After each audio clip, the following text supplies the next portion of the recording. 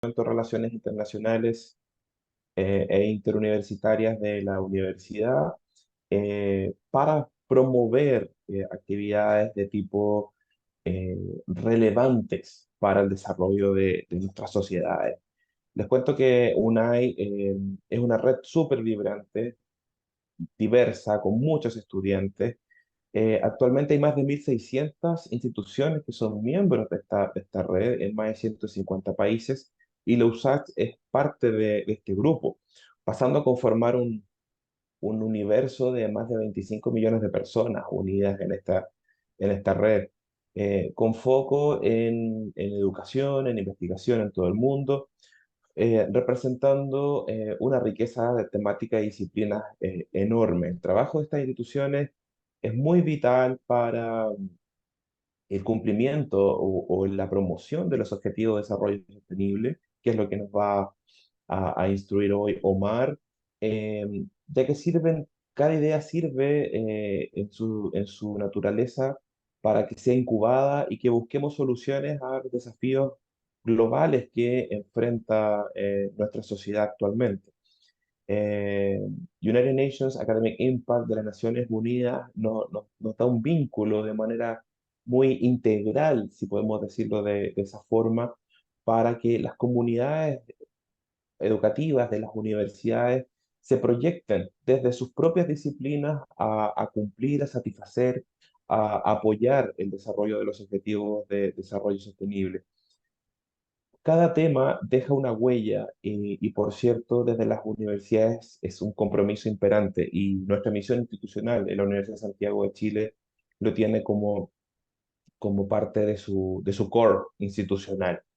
Así que esta ayuda que va a ser United Nations Academic Impact a través de este taller, y quizás otros o enfoques más específicos con quienes se interesen, nos va a apoyar para que desde las aulas, en la comunidad, en los laboratorios, en distintas instancias, desde el ámbito profesional, académico, estudiantil, se puedan compartir ideas, investigaciones que promuevan, por cierto, el cumplimiento de los objetivos de desarrollo sostenible promocionados desde la ONU, y para lo cual nosotros suscribimos firmemente. Agradecerle a Omar, agradecerle a cada una de las personas que están conectadas, y al equipo del Departamento de Desarrollo, perdón, de Relaciones Internacionales, que ha coordinado esta actividad, y desearles una fructífera jornada. Van a recibir una certificación probablemente en los días venideros de participación de este taller, y no queda más que desearles una buena jornada. Muchas gracias, Omar, por estar aquí, y quedas en casa, quedas en una universidad que pertenece a UNAI, y que esperamos poder apoyar en todo lo que sea posible desde nuestras capacidades técnicas, profesionales y de investigación. Así que adelante, Omar, todo tuyo el espacio. Muchas gracias. Vale, muchísimas gracias, Fernando, y también a Mayerley por la organización de la sesión. Sin duda es un privilegio poder compartir algunas palabras en relación a un tema que nos ocupa tanto como son los Objetivos de Desarrollo Sostenible, y que forma parte del núcleo de trabajo y de acción de las Naciones Unidas.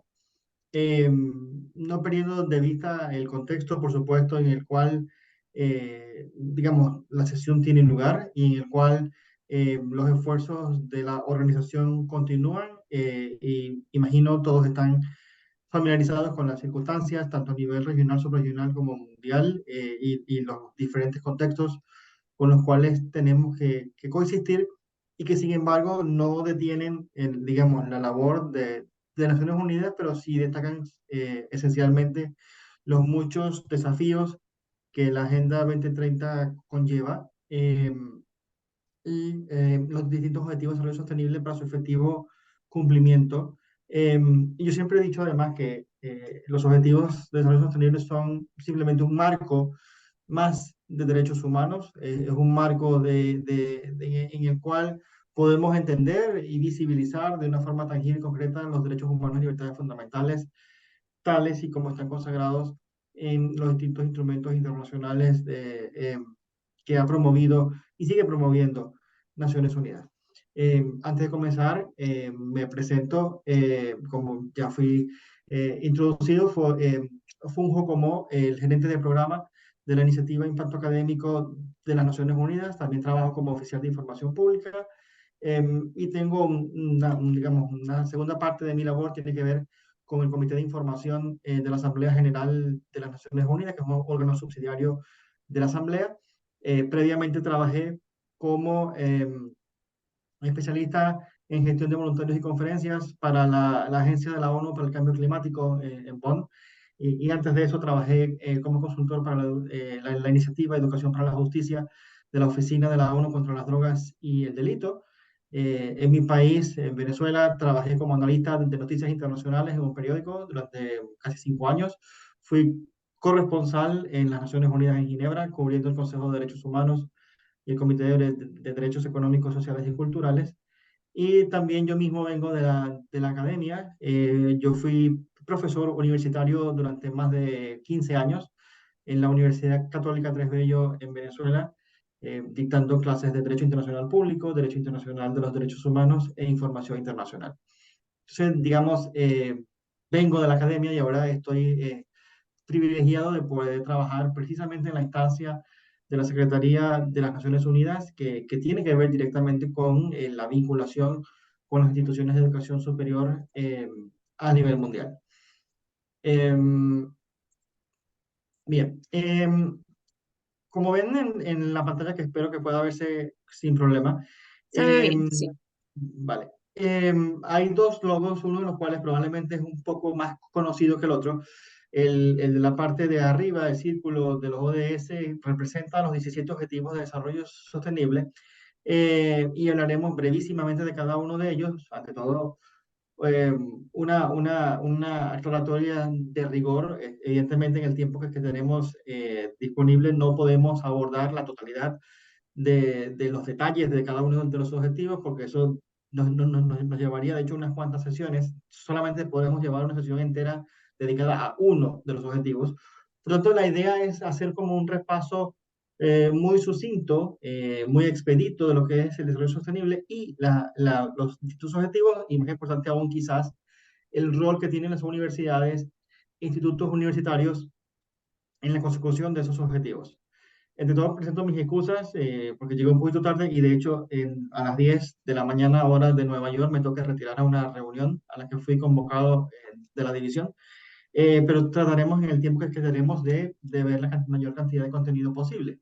El otro logo que se ve allí es el logo de la década de acción por los Objetivos de Desarrollo Sostenible, con el entendimiento de que la época para debatir, para filosofar, para teorizar sobre los Objetivos de Desarrollo Sostenible, esa época ya tiene que quedar atrás, esa época ya pasó, porque las circunstancias del mundo, las dificultades que enfrentan la comunidad internacional y países en específico del mundo en vías de desarrollo, exigen digamos, que pasemos de las palabras a la acción. Y eso suena más fácil decirlo que hacerlo, sobre todo cuando hacemos frente a los distintos desafíos que afronta el mundo en estos momentos.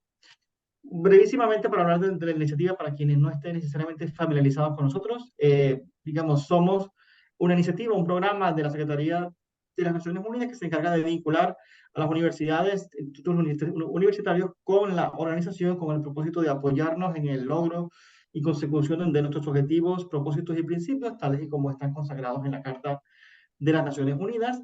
Si bien es cierto, la afiliación a nuestra red es institucional, en este caso la Universidad de Santiago, como ya se ha expuesto, es parte de esta iniciativa. A través de esa afiliación institucional hemos logrado confeccionar una red diversa de estudiantes, de profesores, de investigadores, de científicos alrededor del mundo, y además tenemos un sistema de universidades que sirven como centros para, por un lado, fomentar los principios de nuestra iniciativa, como también para fomentar los objetivos de desarrollo sostenible. En el marco digamos, de la creación, del forjamiento de esta iniciativa, cada universidad, incluyendo la Universidad de Santiago, asume un compromiso al momento de vincularse y de permanecer en la red, de utilizar la educación superior no como un fin en sí mismo, sino como un medio para el fomento de capacidades, para crear oportunidades educativas a todos los niveles, no solamente de educación superior, para inspirar acciones en pro de la ciudadanía mundial, que es un concepto súper importante para Naciones Unidas y para nuestro programa en particular, pero de hecho es parte de los objetivos de desarrollo sostenible, como lo veremos más adelante. La idea también es utilizar la educación superior como un mecanismo para sensibilizar sobre los derechos humanos, para reconocer la importancia del diálogo intercultural, para impulsar la paz y la resolución de conflictos. No olvidemos, y de hecho lo vamos a ver en un momento también, que Naciones Unidas nació en las postrimerías de la Segunda Guerra Mundial y evidentemente el mantenimiento de la paz y la seguridad internacional es uno de los ejes fundamentales de nuestra acción, aunque esa paz parezca esquiva en algunos momentos. También la UNI precede a los ODS por unos 5 años más o menos. Sin embargo, ya cuando la UNI nació, tenía como uno de sus puntos clave la promoción de la sostenibilidad a través de la educación superior y evidentemente la idea es que las universidades apoyen los principios, todos los que están consagrados en la Carta de las Naciones Unidas. Luego, ¿qué hacemos? Bueno, lo primero que hacemos es promover lo que ustedes hacen, ustedes digo, en las universidades, eh, lo que tiene que ver con la promoción de las innovaciones, las metodologías de enseñanza, la investigación y la extensión que se hace en las universidades. También difundimos información que es de interés para la comunidad universitaria, llamados a resúmenes, información sobre eventos, y también para estudiantes de posgrado en particular, información sobre becas y programas de financiamiento. También organizamos eventos en los 6 idiomas oficiales de la organización, español, inglés, francés, ruso, chino y árabe, además de portugués, sobre una amplia gama de temas y hacemos que esos eventos se transformen en unas discusiones académicas sobre esos temas. Mantenemos al día a las universidades sobre lo que pasa en la ONU y asesoramos a las universidades, permitimos intercambios entre nuestras universidades miembros y también facilitamos la comunicación entre la universidad y el sistema de Naciones Unidas, no únicamente aquí en Nueva York, sino a nivel mundial. Tenemos una página web que les invito a visitar, que está disponible en los 6 idiomas de la organización, incluyendo el español. Tenemos un boletín semanal que les invito a que se suscriban. Tenemos además una lista de email con los puntos focales de todas las universidades miembros y también tenemos redes sociales, particularmente en LinkedIn y en Twitter o X. Bien, dicho todo eso, entremos en materia. Cuando uno habla de desarrollo sostenible, y esto es importante precisarlo, mucha gente, al menos en Venezuela es así, no sé el caso de Chile, mucha gente tiene la idea de que cuando uno habla de desarrollo sostenible está hablando de un concepto eminentemente ambientalista o ecológico, y que por tanto cuando uno habla de sostenibilidad forzosamente tiene que hacer referencia a algo relacionado con la protección de la biodiversidad o de la naturaleza o de la fauna silvestre, etcétera. Y si bien es cierto, el ambiente forma parte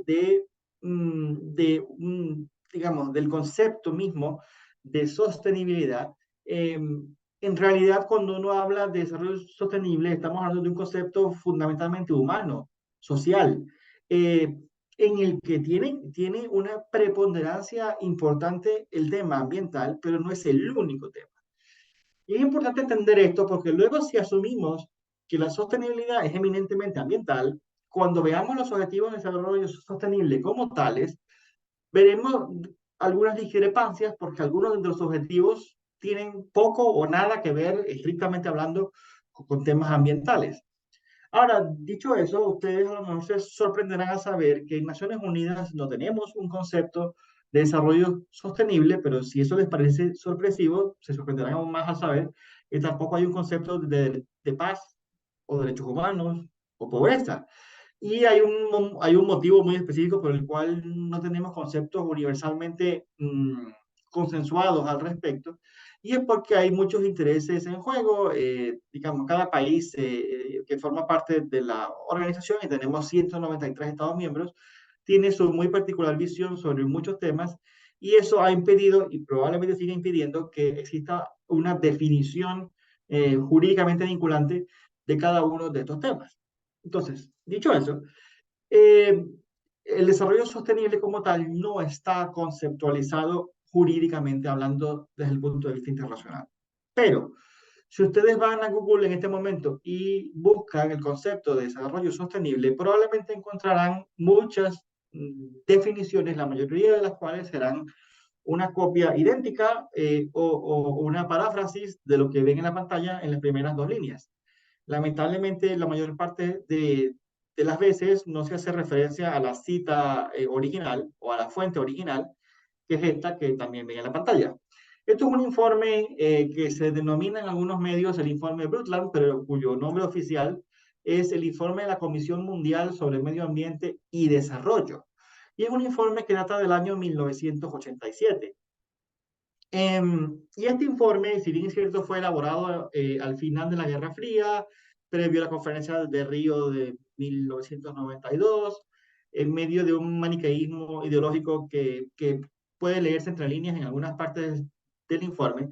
Este reporte, sin embargo, y su contenido sustantivo, todavía hoy, en el año 2023, muchos años, décadas de hecho, después de su publicación, sigue siendo el principal documento de referencia, perdón, en lo que tiene que ver con la sostenibilidad y el desarrollo sostenible.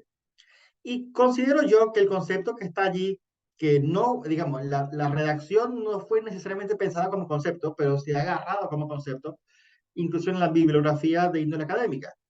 Y plantea, parece muy simple porque de hecho son solamente dos líneas, pero si desgranamos el concepto, nos encontraremos con que es un poquito más complejo de lo que parece. Dice aquí que está en manos de la humanidad hacer que el desarrollo sea sostenible, duradero, o sea, y aquí viene el concepto, asegurar que satisfaga las necesidades del presente sin comprometer la capacidad de las futuras generaciones para satisfacer las propias. Entonces nos encontramos con que tenemos por lo menos tres elementos aquí. El primer elemento es el elemento generacional. Estamos hablando de nosotros y estamos hablando de los que vienen después de nosotros o de nosotros mismos en tiempo futuro. El segundo elemento tiene que ver con las necesidades, que es un concepto absolutamente impreciso, súper abstracto. No hay absolutamente nadie ni nada que diga qué es una necesidad, ni tampoco liste qué se entiende por necesidades. Pero entendemos que es aquello que requerimos para vivir, para subsistir, para desarrollarnos, para vivir en dignidad. Y luego tenemos el tercer elemento, que quizás es el más importante del concepto, que es el compromiso de la capacidad de satisfacción. Dicho de otra forma, de qué manera las acciones que tomamos, las decisiones que tomamos, lo que hacemos, impacta, incide, influye en esa capacidad de satisfacer las necesidades del futuro que pueden ser idénticas, similares o disímiles respecto de las que tenemos en este momento. Eso es lo que significa sostenibilidad. Algo sostenible implica que las decisiones, acciones que tomemos hoy no necesariamente tienen por qué afectar negativamente la capacidad que tenemos a futuro de poder satisfacer las necesidades que entonces podamos tener. Y luego el desarrollo sostenible plantea el informe, y aquí quizás hay una especie de acotación del concepto, exige que se satisfagan las necesidades básicas de todo. Fíjense que aquí ya estamos adjetivando la necesidad, ya no son las necesidades en términos genéricos, sino estamos hablando de las necesidades básicas, es decir, lo que podemos pensar es aquello que es absolutamente sine qua non, es indispensable, perdón, para nuestra vida, y que se extienda a todos la oportunidad de colmar sus aspiraciones a una vida mejor. Si tomamos como referencia la pirámide de Maslow, por ejemplo, consideraremos que necesidad básica podría ser agua, salud, alimentación, pero lo que nos está diciendo este informe es que con todo y que podamos tener satisfechas esas necesidades muy básicas, muy primitivas incluso, eso por sí mismo no significa que hemos alcanzado el desarrollo sostenible. El desarrollo sostenible se alcanza cuando, además de esas necesidades básicas, también podemos satisfacer nuestras aspiraciones a una vida mejor, lo que sea que eso signifique, que puede traducirse en términos de empleo, en términos de vivienda, en términos de educación, etc.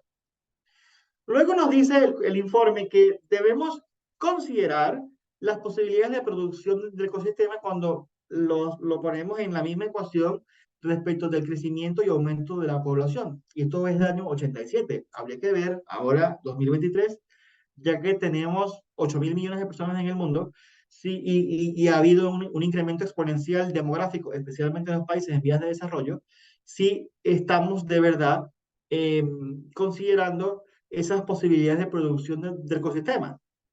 Luego, algo súper importante, el desarrollo sostenible no es un estado de armonía fijo, o sea, no es que llegamos al punto en el que podemos decir o afirmar, hemos llegado al desarrollo sostenible y se acabó todo, no hay más nada que hacer. No, esto es un proceso de cambio y yo ya añadiría un proceso continuo de cambio. Independientemente de lo que podamos hacer o pensar al respecto, requerimos que exista voluntad política para apoyar el desarrollo sostenible. Requerimos que los hacedores de políticas, es decir, el gobierno, y los que legislan a favor de las políticas, es decir, el Parlamento, estén en la misma sintonía porque de nada servirá ningún esfuerzo si no existe esa voluntad política. Luego el informe además añade que no debemos resignarnos a la pobreza y decir que la pobreza es algo que existirá por siempre, y de hecho nos dice que no es inevitable la pobreza generalizada o general. Y hace mucho énfasis en esto de la pobreza. Estos son los párrafos 27, 28, 29 y 30, si no me equivoco, de este informe.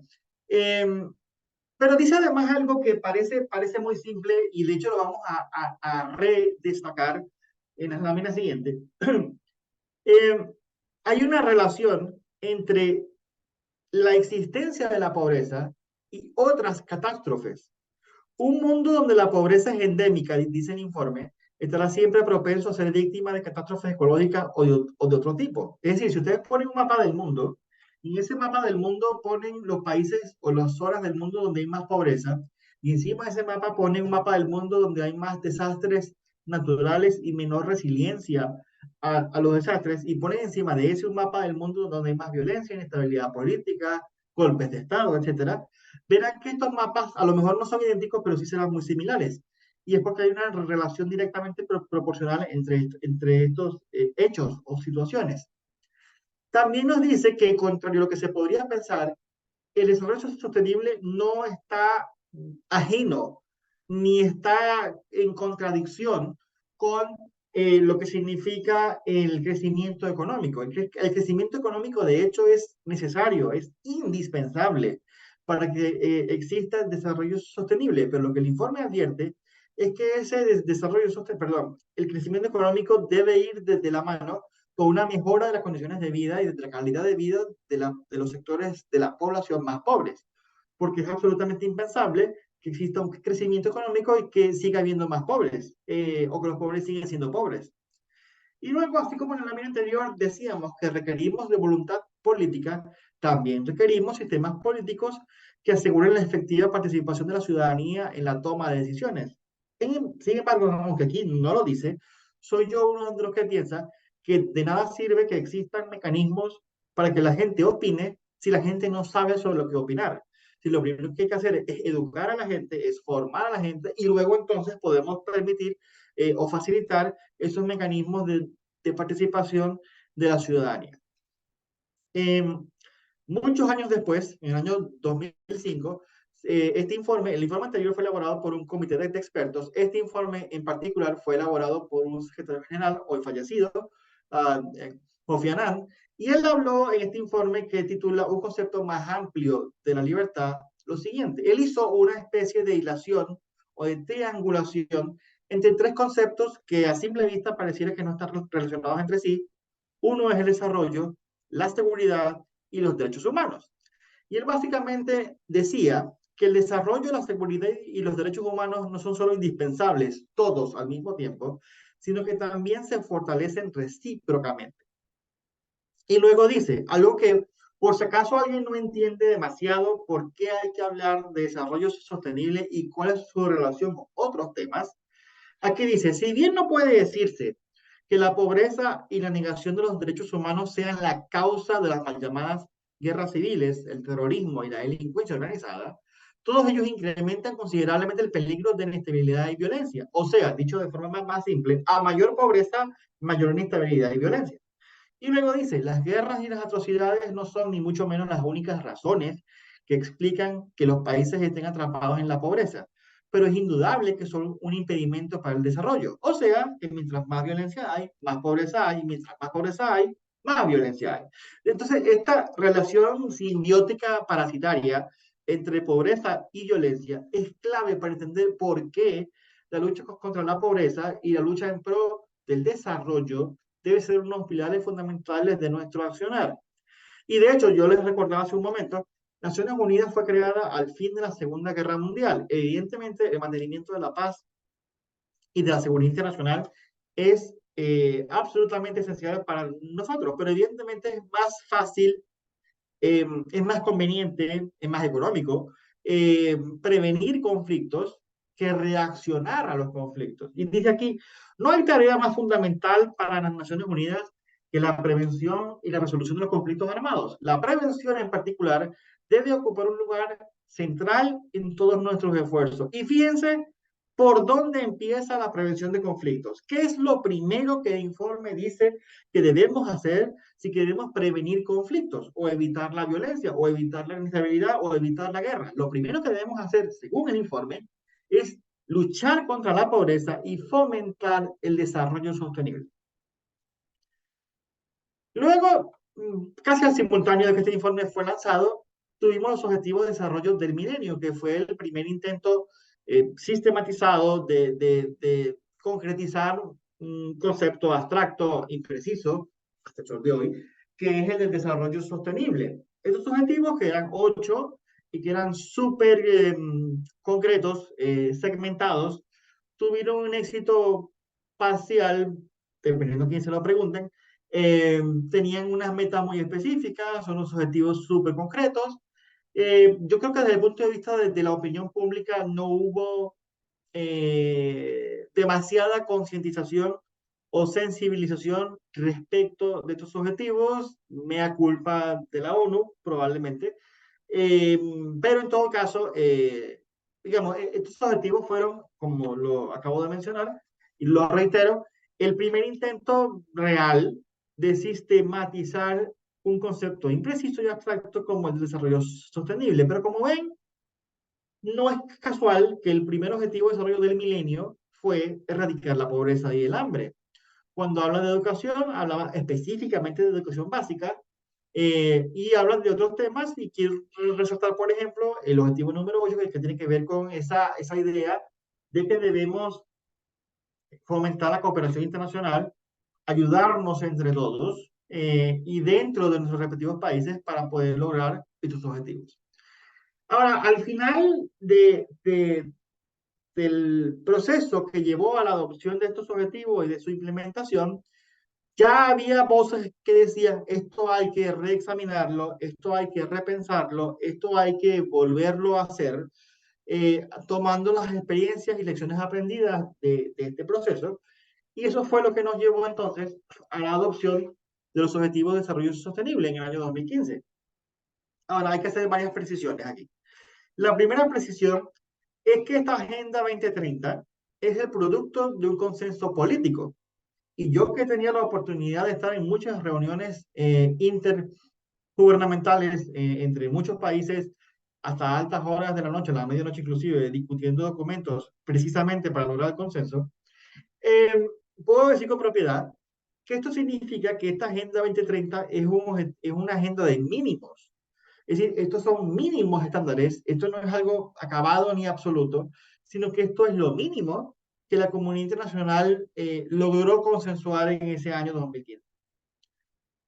Dicho eso, para muchos países, pese a ser un estándar mínimo un conjunto más bien de estándares mínimos, pese a eso ya muchos países encontraban dificultades en la adopción y en la implementación de esta Agenda 2030 porque consideraban que era demasiado, y siguen considerando de hecho, que era muy ambiciosa, porque para países desarrollados no hay mayor problema en lograr estos objetivos, pero para los países en vías de desarrollo, que son la gran mayoría, pues sí que hay problemas. Y ya había muchas quejas al respecto, incluso al momento en que estos objetivos fueron pensados. Ya previo, digamos, 2015, 16, 17, 18, 19, ya había esas quejas, ya había problemas de financiamiento que volvieron a salir a la luz hace unos meses, y ahorita hablaré de eso. ya había obstáculos. Pero luego en 2020, ¿qué ocurrió? Empezó la pandemia de la COVID-19. La pandemia no solamente fue una crisis sanitaria internacional, sino que provocó una auténtica emergencia socioeconómica que afectó severamente las capacidades de los países y de los gobiernos de esos países para afrontar muchos obstáculos y problemas mucho más allá de lo que tienen que ver con lo estrictamente de índole médico-sanitaria.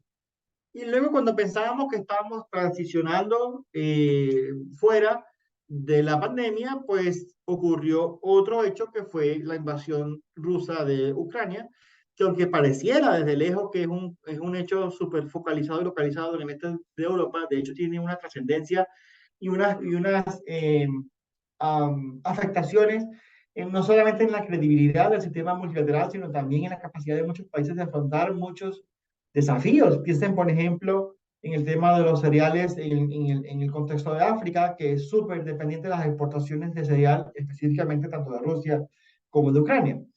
Y luego tenemos, además, el gasto excesivo militar que pudiese ser dirigido a otros eh, asuntos más apremiantes, como por ejemplo el financiamiento de los programas de ayuda al desarrollo.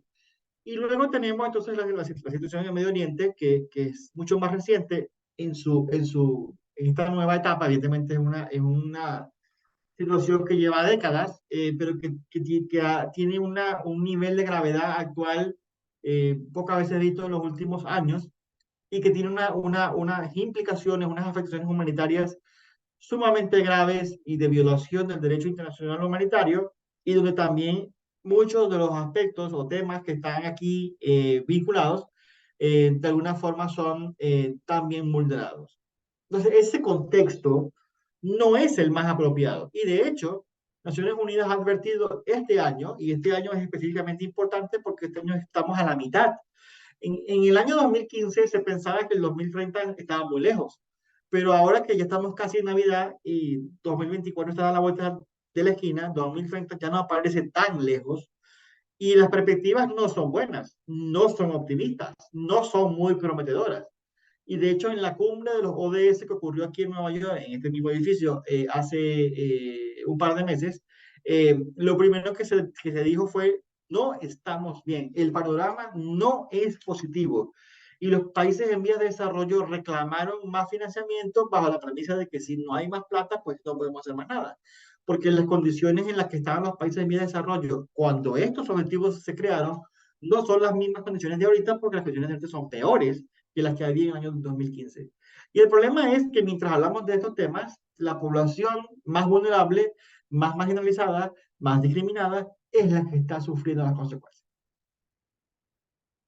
Como dijeron, no tenemos tiempo de explorar los distintos aspectos que tienen que ver con cada uno de los objetivos, pero sí que me voy a permitir hacer un paseo muy rasante sobre cada uno de ellos. Encontramos, no de forma, no por coincidencia, que estamos ante la presencia de un primer objetivo, que no es el primero por casualidad, que es el fin de la pobreza, haciendo énfasis, sin embargo, o aclarando, que aquí cuando hablamos de pobreza hablamos específicamente de la pobreza extrema, considerada como aquella en la cual la persona vive con $1,25 o menos por día, que es la realidad en muchos países de América Latina, en un porcentaje importante de la población, y se pasa del hecho de que si bien todos los objetivos de desarrollo sostenible, que por cierto, una diferencia notable con los objetivos de desarrollo del milenio, es que no solamente son más en número, más el doble de hecho, aquellos eran 8, estos son 17, pero además hay muchas más metas, muchos más indicadores, por tanto, serían mucho más ambiciosos y abarcan muchas más áreas.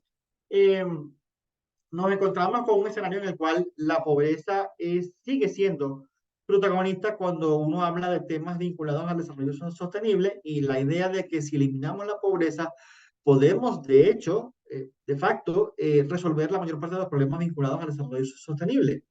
Y se hablan de muchos temas distintos aquí en el objetivo número uno, que tratan básicamente de preservar la dignidad o de dotar de dignidad a las personas que de alguna forma personas de las circunstancias la han perdido en la práctica.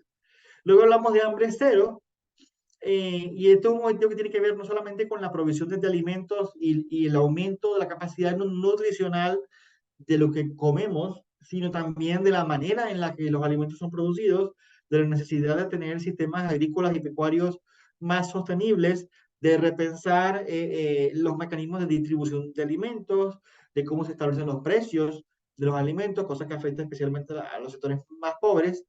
Cuando hablamos del objetivo número 3, tenemos que ver evidentemente con todo lo que tiene que ver con la salud y especialmente, y esto es muy interesante, una de las metas de este objetivo tiene que ver con las vacunas. Insisto que esto es del año 2015, 5 años antes de la pandemia. Y sin embargo, esta meta de las vacunas es interesante porque habla de los problemas que tienen que ver con la inequidad en la distribución de las vacunas, que es un problema que ustedes recordarán saltó a la luz durante la pandemia, mientras aquí en Nueva York, y yo vivo aquí, así que lo digo con conocimiento de causa, estaban regalando dinero para incentivar a la gente a que se vacunara por primera vez. Y cuando digo eso, estoy hablando de $100 a cada persona en efectivo, a cada persona que quisiera recibir la vacuna por primera vez. Regalaban pizza, regalaban cerveza, regalaban entradas al cine, para incentivar a la gente porque había cierta resistencia en Estados Unidos en algunos sectores para poder o acceder a las vacunas. Mientras todo eso pasaba en Nueva York, en otros países no habían recibido ni la primera dosis de la vacuna y estaban bastante lejos de poderla recibir. Entonces, y hay muchos países que compraron literalmente millones de dosis, o sea, acapararon el mercado disponible de dosis y los otros países esperando que les llegara la primera. Es decir, este tipo de inequidad es algo que ya viene abordado como una de las muchas metas que aparecen en este objetivo. Además, por ejemplo, del ataque de enfermedades transmisibles que son fácilmente prevenibles y todavía hoy en muchos países mucha gente muere por enfermedades que fueron erradicadas hace décadas en muchas otras partes del mundo. Luego tenemos la educación de calidad. Fíjense, aquí una diferencia importante en los objetivos de desarrollo del milenio. Hablábamos de la educación primaria específicamente, ya que hablamos de la educación en términos genéricos. Estamos hablando de todos los niveles, incluyendo la educación superior. No me voy a detener mucho aquí porque lo usaré como ejemplo para explicar otras cosas. Así que volveremos a este punto del objetivo que tiene que ver con la educación en unos instantes. Hablamos de la igualdad de género, creo que se explica por sí misma. Y sin embargo, todavía hay muchos desafíos, no solamente en términos de participación política, de acceso al empleo, de igualdad de condiciones de trabajo, de acceso a la educación, de violencia doméstica, pero también hablamos de países en los cuales los avances que había en materia de igualdad de género simplemente han sido borrados del mapa. Eh, Piensen, por ejemplo, en Afganistán, país del centro de Asia en el cual las autoridades de facto del Talibán simplemente han sacado a las mujeres de la luz pública y incluso Naciones Unidas ha reiterado en sus contactos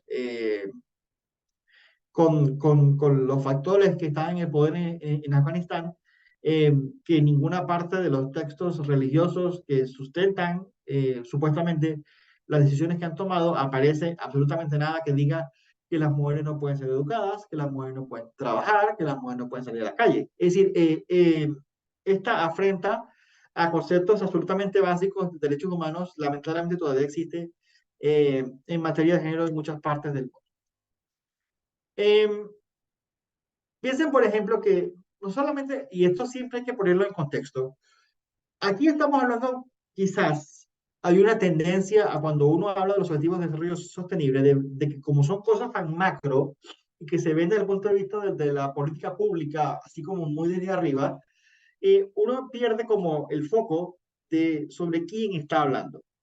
El caso es que mientras estamos aquí hablando de estos temas, así como muchas personas no tienen la más remota idea de dónde van a comer o qué van a comer, o dónde van a dormir, cómo sus hijos van a ir a la escuela. También hay muchas personas que en muchas partes del mundo no tienen agua desde hace meses o años. Hay muchas partes del mundo en el cual la gente tiene que caminar kilómetros y kilómetros por día para conseguir algo de agua. hay sitios del mundo en el cual no hay absolutamente ningún tipo de letrinas, ni cloacas, ni sistemas de saneamiento de ningún tipo, y eso genera las consecuencias de salud que obviamente sabemos que producen. Entonces, es siempre importante poner en contexto de qué estamos hablando. Cuando uno habla de pobreza, cuando uno habla de igualdad de género, cuando uno habla de salud, cuando uno habla de todos estos temas, pensemos que, y fíjense, por ejemplo, en materia de salud, cómo actualmente, digamos, la actividad militar que se produce en Gaza, en esta parte muy estrecha del territorio de Palestina, cómo está afectando la salud de las personas que están allí, de los neonatos, etcétera. Es decir, cada vez que uno tiene que ver los temas, tiene que pensar forzosamente para entender la magnitud del tema. Tiene que dimensionarlo desde el punto de vista humano, porque si lo vemos desde el punto de vista de los números y la estadística, no lo estamos viendo como es, o sea, no lo podemos comprender en su justa dimensión. Eh, Luego, evidentemente, este es un tema que afecta sobre todo a los países desarrollados, esa transición energética. Y digo sobre todo, aunque es importante destacar, por ejemplo, que curiosamente los países de la cuenca amazónica, bastante lejos de Chile, pero que forma, de la que mi país forma parte, mi país, junto a Colombia, junto a Perú, etcétera, forma parte de la cuenca amazónica. Deberíamos ser los primeros interesados en una transición a una energía limpia y no lo somos, porque como ustedes lo saben, Colombia, Venezuela y Perú son países que, y Ecuador son países que exportan petróleo, que exportan hidrocarburos. Deberíamos ser los primeros en luchar contra eso y somos los primeros en esta parte del mundo que lo hacen. Entonces, y no sé el caso desde Chile cómo será, pero usualmente en los países de América Latina no hay demasiada conciencia, a la gente no le importa demasiado, a los gobiernos no le importa demasiado, con todo y que la mayor parte de la bioesfera que debe ser protegida a nivel mundial está en esta parte del mundo. Entonces, este objetivo justamente trata de eh, transicionarse a energías más limpias, hacer que la tecnología esté disponible, permitir que la tecnología se desarrolle, legislar en favor de esto también. Luego, como decía el informe Brundtland del 87, el crecimiento económico es, a juro, algo que requerimos para poder tener desarrollo sostenible, pero un crecimiento económico que debe ir de la mano con la generación de empleo decente, sobre todo para los sectores más jóvenes y también para las clases más desfavorecidas en condiciones dignas. Eh, También hablamos del objetivo número 9, en el cual la innovación que se desarrolla en la industria, en la ciencia, en la tecnología, así como las inversiones públicas en infraestructura, como también la generación de tecnologías nuevas, incluso piensen, por ejemplo, en la inteligencia artificial, deberían estar de la mano, deberían concatenarse con los esfuerzos en pro del desarrollo sostenible. También el objetivo número 10 tiene que ver con la reducción de las desigualdades, no solamente en el marco de lo interno, sino a nivel internacional. Eh, y tiene que ver también con la generación de oportunidades para los sectores más discriminados y así hay un especial énfasis allí en la población migrante de los países y también en la necesidad de democratizar la comunidad internacional y hacer que los países en vías de desarrollo tengan más voz y voto en la toma de decisiones. Me voy a retirar un minuto porque debo buscar el cable para la laptop que está en mi escritorio, estoy un poquito lejos, pero Súper, no te en menos preocupes. de un minuto Estamos acá. vengo. Súper. Mientras Omar vuelve, mencionarles, hay algunas personas que están conectadas que les han mandado mensajes, por favor, confirmen sus datos para el efecto de los registros. Es importante que nos respondan o me manden un correo electrónico con su nombre, porque se están conectando desde dispositivos y no tenemos registro exacto de su nombre, para que lo tengan en consideración, por favor.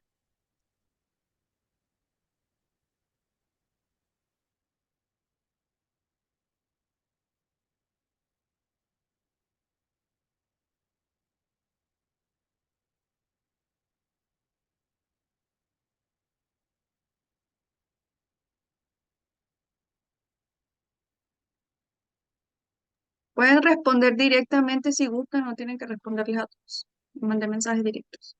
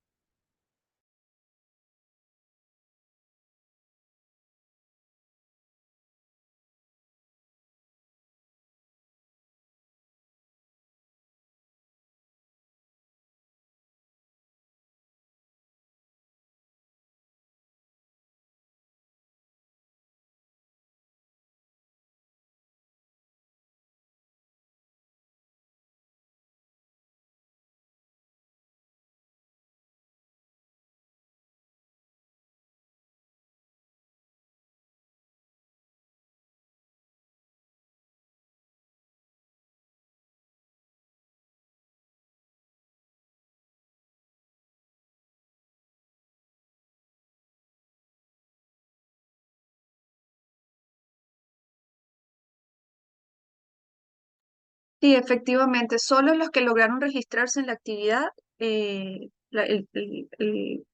formulario cerró por temas logísticos, no podemos tener acceso eh, sino hasta el día que lo cerramos, así que solo los que se están registrados son los que van a entrar en la actividad. Listo, voy a activar ahora. Listo, Omar. Ahora sí. Vale, gracias. Ok. Em, bueno, como decía, entonces este objetivo tiene que ver con la resolución de desigualdades, no solamente al interior de los países, sino también en la comunidad nacional en su conjunto. Luego, el objetivo número 11 tiene que ver con cómo vivimos, es decir, en hacer que nuestras ciudades sean más verdes, más limpias, en reducir la polución urbana, en mejorar los sistemas de transporte público, en reducir la criminalidad y la violencia en las ciudades, en aumentar la capacidad de la ciudadanía de acceder a vivienda justa y decente y digna y eliminar lo que llamamos en Venezuela los barrios o también los círculos conurbanos de pobreza que son tan emblemáticos de la mayor parte de las ciudades grandes de América Latina eh, y hacer que las ciudades sean más vivibles. Cuando hablo de ciudades también me refiero incluso a las ciudades más pequeñas en el interior de nuestros países. También hablamos en el objetivo número 12 de pensar lo que compramos, consumimos, de dónde viene, cómo se hace, cuáles son las condiciones laborales en las industrias, en las fábricas, donde las cosas que compramos cada día tienen lugar, qué hacemos con los residuos, cómo reciclamos o si reciclamos, cuáles son las características de estos productos, qué ingredientes tienen, cómo se elaboran, es decir, de ser unos consumidores más responsables, más allá de lo que se nos oferta en el mercado. Luego, el objetivo 13 se explica por sí mismo, pero es evidentemente una mezcla de eh, dos aspectos o dos áreas. Una es cómo podemos aumentar la resiliencia a los efectos que produce el cambio climático, por ejemplo, en el ámbito de los desastres naturales que provoca, pero también de qué manera podemos hacer que la comunidad internacional, los distintos países, sobre todo los países desarrollados, cumplan con los compromisos que libre y voluntariamente han asumido en el marco de las negociaciones internacionales sobre el tema de cambio climático. Por ejemplo, Convención Marco sobre el Cambio Climático.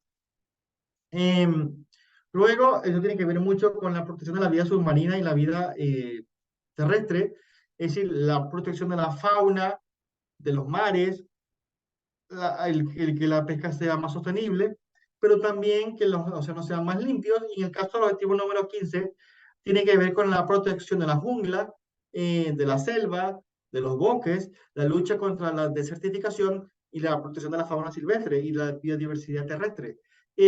Así como también mi objetivo número 16, que es el favorito eh, en lo personal, tiene que ver, probablemente también uno de los más complicados, que tiene que ver con la defensa de la democracia, la defensa del Estado de Derecho, de los derechos humanos, de las libertades fundamentales, la lucha contra la corrupción, la lucha contra la apropiación indebida de fondos públicos o el desvío de fondos públicos, eh, con la promoción de la transparencia en las instituciones públicas, que es algo que parece esquivo en nuestra región de América Latina, hacer que haya mayor rendición de cuentas por parte de los gobiernos y de las autoridades públicas. Y por último, recordamos que el objetivo número 8 de los objetivos de desarrollo del milenio era esto de crear alianzas. Y aquí todavía seguimos hablando de alianzas en el objetivo número 17, que también es el último en este caso, y tiene que ver con el hecho de que, así, recordamos que uno de los propósitos de la Organización de las Naciones Unidas es fomentar la cooperación internacional para resolver problemas. Es decir, la cooperación internacional no es ayudarnos por el hecho de ayudar, sino ayudarnos con un fin específico. Y dice, de hecho, problemas de índole social, de índole económico, de índole humanitario. Eso fue en el año 45.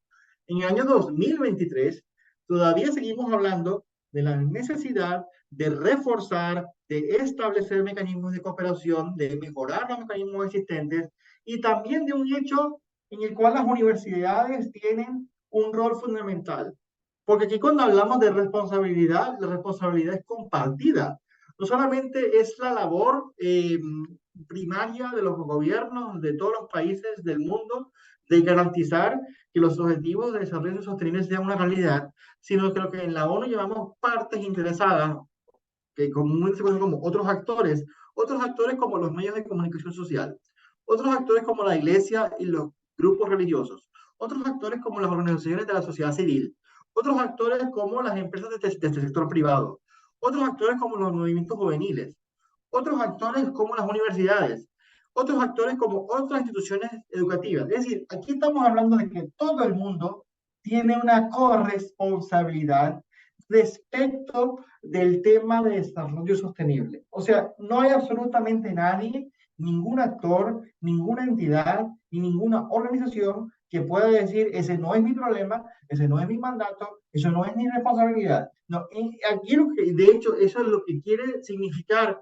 en una interpretación más abierta de este objetivo número 17, que es el último, insisto, de la Agenda 2030, es que todos tenemos un rol que jugar. Y de hecho lo vamos a ver en detalle un poquito más adelante.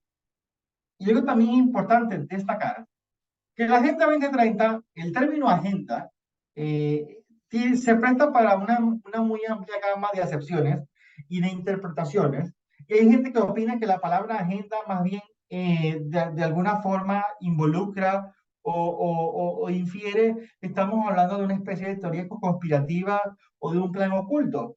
Cuando evidentemente todo lo que estoy diciendo es público, todo lo que tiene que ver con la Agenda 2030 es algo que es de dominio público, está disponible en bases de datos, en documentos que son de acceso público para literalmente cualquier persona de cualquier parte de la faz de la Tierra.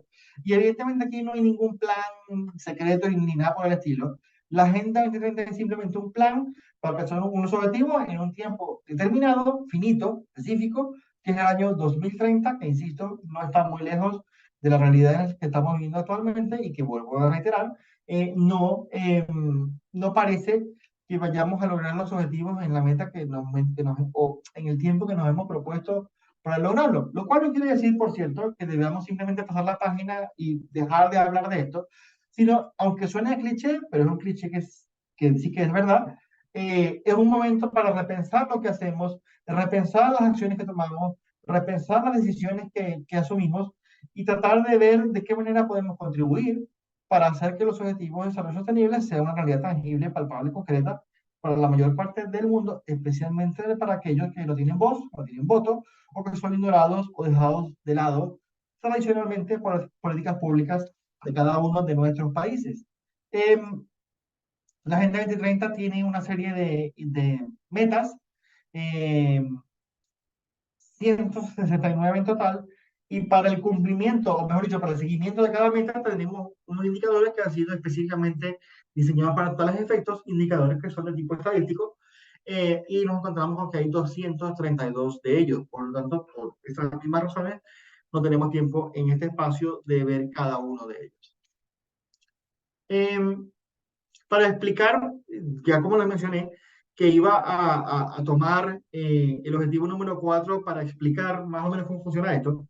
Cada objetivo tiene una serie de metas y cada meta va numerada en función del objetivo del cual estemos hablando. Entonces, la primera meta del objetivo número 4, evidentemente, es la 4.1, porque es la primera del objetivo número 4, y eso tiene que ver con la calidad de la educación primaria y secundaria, que se corresponde con el objetivo de educación de calidad. En este caso, y en todos los demás, cada meta está asociada a por lo menos un indicador. Y en este caso es de hecho un indicador. Hay otros casos en los cuales son 2 y hasta 3 indicadores, pero lo normal es que cada meta corresponda a un indicador. Y el indicador, en casi el 95% de los casos, es un indicador cuantitativo que nos va a arrojar un número, una cifra o un porcentaje. En este caso, el indicador también va numerado en función de la meta, que a su vez va numerado en función del objetivo. El indicador es el primer indicador de la primera meta del cuarto objetivo, y por tanto su número es 4.1.1. Y el indicador reza proporción de niños, niñas y jóvenes en grado 2 o 3 al final de la educación primaria y al final de la educación secundaria baja quien ha alcanzado el mínimo de competencia en lectura y matemáticas por sexo. Por si alguien se pregunta el por qué el añadido de por sexo, porque en muchos países existe cierta tendencia a invisibilizar a las mujeres y a las niñas, y si no se disgregan o se separan los datos, puede ser que estemos ocultando cómo es la situación real respecto de las niñas y las mujeres, y por eso Naciones Unidas exige que los datos estadísticos se disgreguen por sexo. Esa es la explicación de esto. Ahora, aquí tenemos, por ejemplo, el concepto, la definición de lo que es este indicador en particular. La mayor parte de los indicadores hablan de porcentaje, de índice, de número, porque esto facilita el seguimiento estadístico. Lo malo es que, evidentemente, cuando hablamos de tantas cifras, número, porcentaje, estamos dejando de lado información cualitativa, quizás es importante tener para tener una comprensión más cabal, más comprensiva de la realidad que estamos examinando.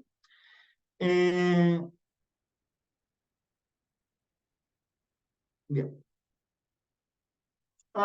Entonces, espero que esto quede claro.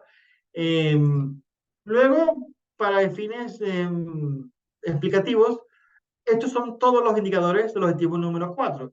Quisiera llamar la atención específicamente a tres de ellos. El 4.3.1, no sé qué también se ve en la pantalla, dice tasa de participación de jóvenes y adultos en programas de educación y formación en los últimos 12 meses, según el tipo de programa formal y no formal, por sexo. Esto tiene que ver con una meta del objetivo número 4 que tiene que ver con el aumento del acceso a la educación, incluso a la educación universitaria, que de hecho es referida expresamente en esos términos. Es decir, dicho de forma más simple, en castellano puro y duro, la educación superior no debería ser algo solamente para la élite, sino que todo el mundo debería tener acceso a la educación superior. Es decir, aquí estamos hablando de eliminar las barreras y los obstáculos que pueden haber para el acceso a la educación superior. Dicho eso, hay que aclarar, y yo que fui profesor de Derecho Internacional de Derechos Humanos por muchos años, que el derecho a la educación estricto sensu a nivel internacional no incluye la educación superior. Y de hecho, en prácticamente ningún texto constitucional, en ninguna parte del mundo, aparece que la educación superior es parte del derecho a la educación. Es decir, es un derecho que no está garantizado como tal. Pero lo que nos está diciendo esta meta, lo que nos arroja este indicador, es que, pues, el derecho internacional puede decir A, pero es lo que nos está diciendo esto es B. Es decir, esto nos está diciendo que el derecho a la educación superior sí que existe y que puede estar, de hecho, inmerso o insertado en el derecho a la educación. Y que, por tanto, los países sí que tienen una responsabilidad primordial en garantizar el acceso a la educación superior de toda su población que esté disponible para tales efectos.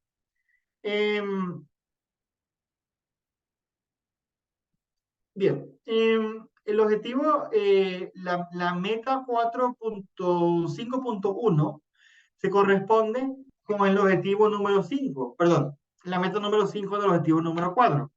Y aquí sí que tiene que ver con igualdad de género en el acceso a la educación, es decir, qué proporción de mujeres hay en el estudiantado de las universidades. Pero yo me iría un poquito más allá y me permito aclarar, estrictamente hablando, este indicador y la meta que corresponde al indicador habla solamente de acceso a estudiantes, o mejor dicho, en cuanto a estudiantes.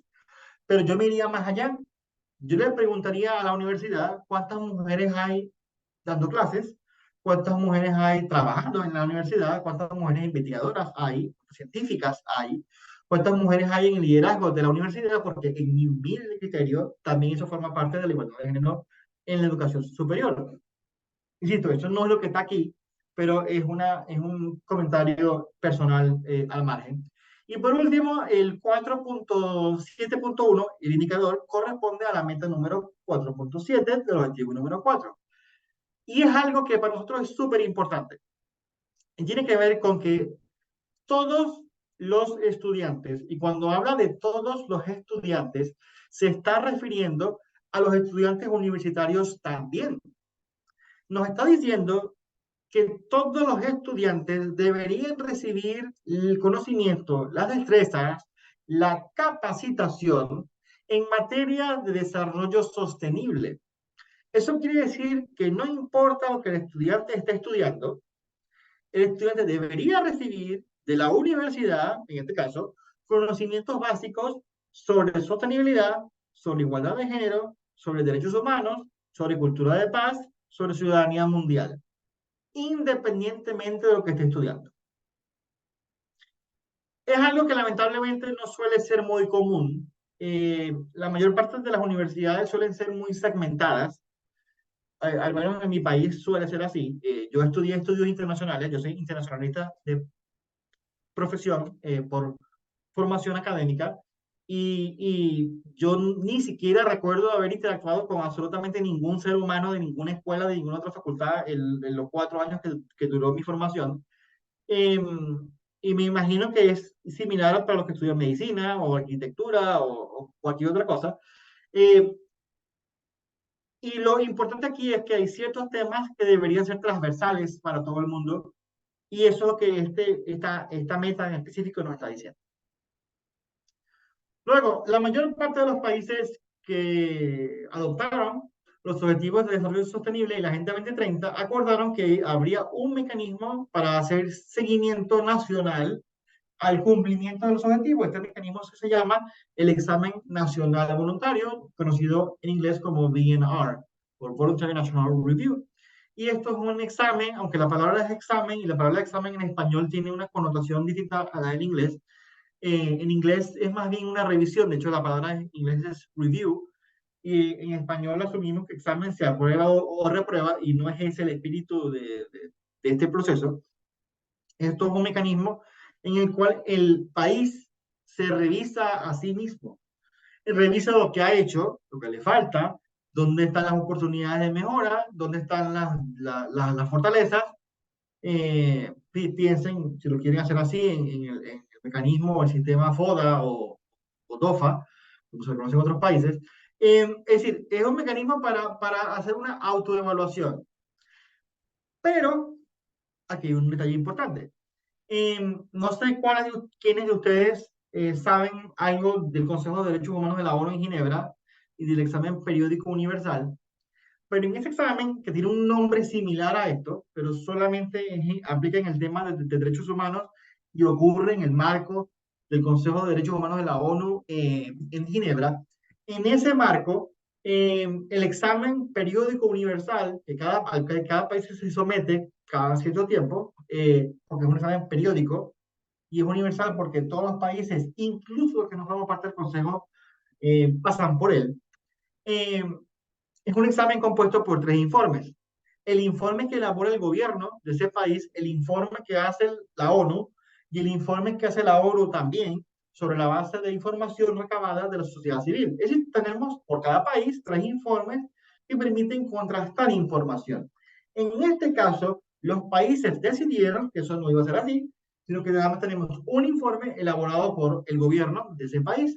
Ahora, si estamos hablando de un país desarrollado, por lo general, eso no representa mayor problema, pero en nuestros países hay cierta tendencia, y esto lo digo en título personal, de que los informes elaborados por gobiernos no suelen ser demasiado transparentes ni demasiado objetivos en la evaluación de la situación entre los países. Por lo tanto, los manuales, como el que tienen en la pantalla, que elabora el Departamento de Asuntos Económicos y Sociales de la Secretaría de la ONU, los pisos más arriba donde estoy yo ahorita, hacen énfasis en que estos exámenes posibilitan el intercambio de experiencias, incluyendo las lecciones aprendidas, y el proceso de su elaboración debería ser inclusivo, participativo, transparente y exhaustivo. Y de hecho, en muchos países, no es el caso de Chile, en muchos países las universidades, de hecho, participan en la elaboración del informe junto con el gobierno.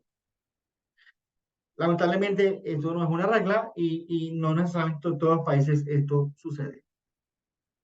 Pero voy a volver al tema del examen nacional voluntario un poco más adelante. Ahora, decía que el panorama que tenemos en este momento en el mundo no es el más optimista. Este informe que está en la pantalla es un informe que fue publicado en el mes de julio de este mismo año y se plantea allí en ese informe, que es un informe anual, por cierto, habla de lo que llaman el desolador panorama que supone que los ODS vayan marcha atrás. Es decir, no es que no hemos avanzado mucho, es que lo que avanzamos se echó para atrás.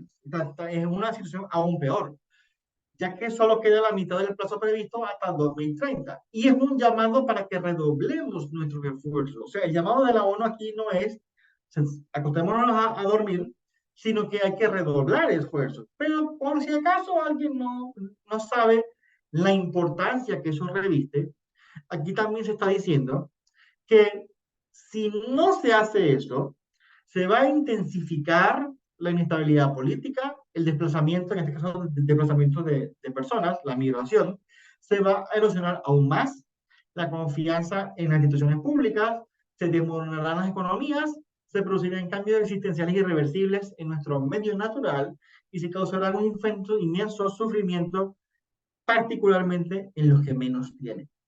Este informe está disponible en español también. Este otro informe fue publicado hace apenas 2 meses.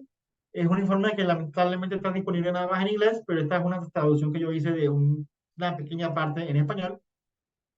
Y dice que ya que estamos en la mitad de la Agenda 2030, y habla de grandes retrocesos y llama a renovar esfuerzos. Aquel informe hablaba de redoblar esfuerzos, aquí habla de renovar esfuerzos, pero también habla de transformaciones. Es decir, no podemos esperar resultados distintos si hacemos lo mismo.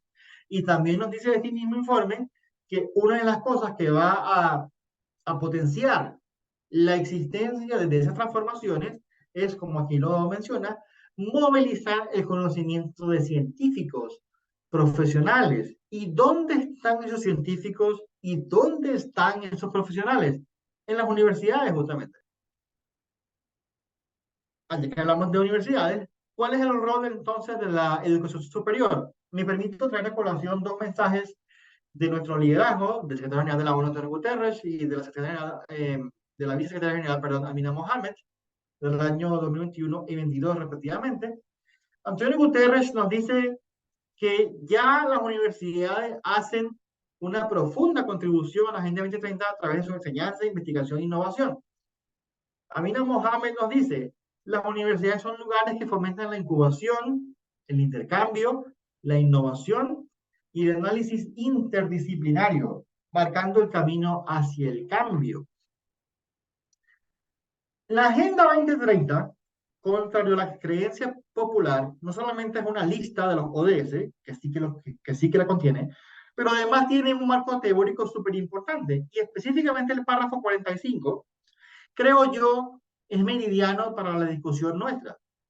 Nos dice el párrafo 45 que los gobiernos y las instituciones públicas también colaborarán estrechamente en la implementación con las autoridades regionales y locales y otra serie de actores, incluyendo la comunidad académica. ¿Quiénes forman parte de la comunidad académica? Ustedes, las universidades y quienes trabajan en ellas, quienes dan clases en ellas, quienes estudian en ellas. Pero me permito reiterar la primera parte del párrafo. Colaborar estrechamente en la implementación. O sea que las universidades no tienen un rol pasivo de verlos todos desde la barrera, sino deben o están llamadas a las universidades colaborar estrechamente en la implementación, es decir, en hacer que los objetivos de desarrollo sostenible sean una realidad palpable. Y si hacemos un repaso de los distintos objetivos de desarrollo sostenible y sus distintas metas, en muchas partes se habla de la investigación, del desarrollo de la tecnología, de la ciencia, y dónde tienen lugar estas cosas. En los laboratorios, en las aulas, en los centros de las universidades. Ahora, ¿qué es lo que las universidades pueden hacer? ¿Qué es lo que ya están haciendo? Y esta lista que ven aquí, del lado derecho, no es una lista confeccionada arbitrariamente por mí, sino que está basada en los informes que yo y mi equipo reciben todos los días. Primero, como decimos en Venezuela, hay que liderar con el ejemplo, hay que empezar por casa. Es decir, ustedes no pueden hablarles a otros de su sostenibilidad cuando la universidad no es sostenible. Entonces, lo primero, evidentemente, es implementar políticas a lo interno. Luego, las universidades tienen un rol súper importante en la concientización y en la sensibilización respecto a estos temas. Las universidades movilizan al estudiantado.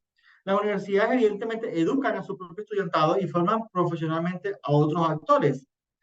Las universidades compilan datos, llevan a cabo investigaciones, analizan información que recaban, incluso proponen legislación a nivel local, regional y nacional. Brindan asesoría sobre políticas a los gobiernos locales, regionales y nacionales. Se vinculan con la comunidad, algo súper importante en América Latina, y con el sector privado. Y como lo dijo Amina Mohamed, incuban ideas y soluciones. Es decir, las universidades hacen todo esto en materia de sostenibilidad, porque tienen un rol importante, tienen una legitimidad importante. Y los recursos, además.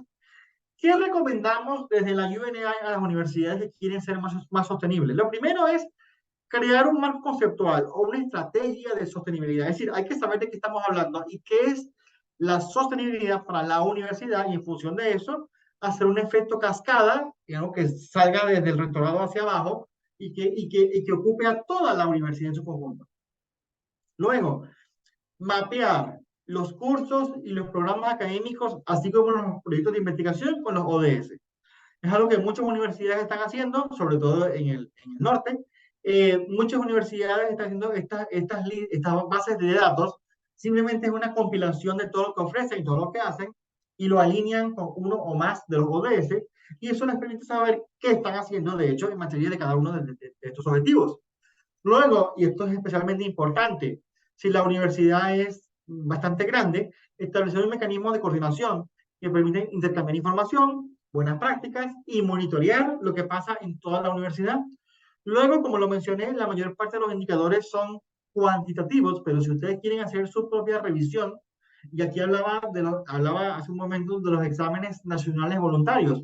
Hay algunas universidades que están haciendo exámenes universitarios voluntarios, o sea, universidades que se están evaluando a sí mismas en materia de sostenibilidad y ustedes evidentemente pueden interpretar o adaptar los indicadores cuantitativos que ya tenemos, pero también crear o diseñar los propios nuevos que sean de tipo más o de corte más cualitativo. Y también evidentemente llevar un registro de todo lo que hagan en materia para incorporar los ODS en la práctica, en las operaciones de la universidad. Todas las universidades en el mundo, incluyendo la Universidad de Santiago, hacen tres cosas: enseñan, investigan y se vinculan con la comunidad. A nivel de enseñanza, ustedes pueden revisar cómo a nivel de pre y posgrado, así como los cursos que dan al público, se transversalizan e incorporan los ODS en los programas académicos, en los módulos curriculares de tales programas, en las estrategias pedagógicas que se siguen, en las guías de estudio que se elaboran y las actividades empíricas o experimentales con estudiantes, sobre todo, que se organizan. En materia de investigación, cómo los proyectos completados o en desarrollo en los distintos laboratorios, grupos, centros de investigación se vinculan con los ODS, cómo las publicaciones científicas, por ejemplo, los artículos en las revistas arbitradas, se vinculan con los ODS. Incluso hablamos de la investigación que hacen los estudiantes, como las tesis de pre y posgrado, así como los proyectos de menor rigor científico o metodológico, se vinculan con los ODS o se relacionan con los ODS. Y finalmente, en materia de vinculación con la comunidad, que es algo que, insisto, muchas universidades en América Latina, por no decir que todas ellas, tienen un alto nivel de relacionamiento con los sectores más pobres, con las ONGs, con los grupos ambientalistas, con las iglesias, con los gobiernos locales. Como todos estos proyectos se vinculan con los ODS, especialmente cuando son para el beneficio o para atender o resolver problemas que afectan de manera más sensible o especial a las comunidades más vulnerables o desfavorecidas. Desde la UNI hemos hecho varias cosas últimamente en materia de ODS. Lo primero es que hemos hecho unos talleres virtuales, hemos hecho 10 hasta el momento, en 4 idiomas, inglés, francés, español y chino, para más de 4.000 personas. El próximo taller tendrá lugar el 14 o 15 de diciembre, el mes próximo, en portugués, con universidades de Brasil, de Portugal y del África lusófona. También hemos organizado talleres como este, que son súper sencillos, y con esta sesión es la número 36, que tenemos para el igual número de universidades en 21 países, para unas 700 personas. También publicamos en conjunto con la UNESCO, específicamente con el Instituto de Educación Superior para América Latina y el Caribe de la UNESCO, publicamos en el mes de septiembre estas guías que ven en pantalla, que orientan a las universidades para ser más sostenibles, o en el caso de que ya estén en ese proceso, ver qué cosas pueden adaptar. Estas son unas directrices que están disponibles en inglés y en español, y están disponibles, la versión en inglés está disponible en nuestra página web. También publicamos al mismo tiempo, ambos casos fue coincidiendo con la cumbre de los ODS aquí en Nueva York. Publicamos en inglés una lista de buenas prácticas sobre la implementación de los ODS en las universidades. Son 25 universidades en 16 países y tenemos información de cada una de ellas, muy sucinta, de qué es lo que hacen para promover, para implementar, para diseminar información, para trabajar en pro de los objetivos de desarrollo sostenible desde un marco más general. Y mi mensaje final para ustedes es, independientemente que ustedes estudien, enseñen, investiguen o trabajen en una universidad, ustedes tienen una voz y mi pregunta es qué van a hacer ahora para que su universidad, su ciudad, su país, su mundo sea más saludable, más inclusivo y más sostenible para todos nosotros, pero especialmente para los que menos tienen. Muchísimas gracias. Muchas gracias, Omar, por toda la información que nos estás brindando. La verdad que es bastante interesante. Te agradecemos todos los datos que nos das. Luego nos vas a poder compartir, si es posible, sobre todo el manual o el informe que nos comenta sobre buenas prácticas de las universidades. Creo que sería bastante interesante poder tenerlo. Pero además, muy brevemente comentarte que nuestra universidad también tiene, bueno, un plan estratégico institucional 2020-2030, que por supuesto está vinculado al Objetivo de Desarrollo Sostenible. Y también tenemos un reporte de sostenibilidad que lo hacemos desde el año 2018 y también digamos que nuestra universidad ha estado muy de la mano con hacer hacer, digamos, todas las acciones, actividades para tributar los objetivos de desarrollo sostenible. Así que de alguna forma hemos estado en este tema. Voy a darle acceso para que haya un espacio de preguntas. No sé si, Omar, tienes un poquito de tiempo para algún par Sí, de sí, preguntas. por eso quise cortarlo ahorita para dar paso a las preguntas. Fantástico, fantástico. Muchas gracias. Vamos a ver acá, voy a permitirle abrir el micrófono. Por favor, levanten y pidan palabra con la opción que está en la parte de abajo de la pantalla. Y me dan un segundo para habilitar que puedan ustedes mismos abrir sus micrófonos.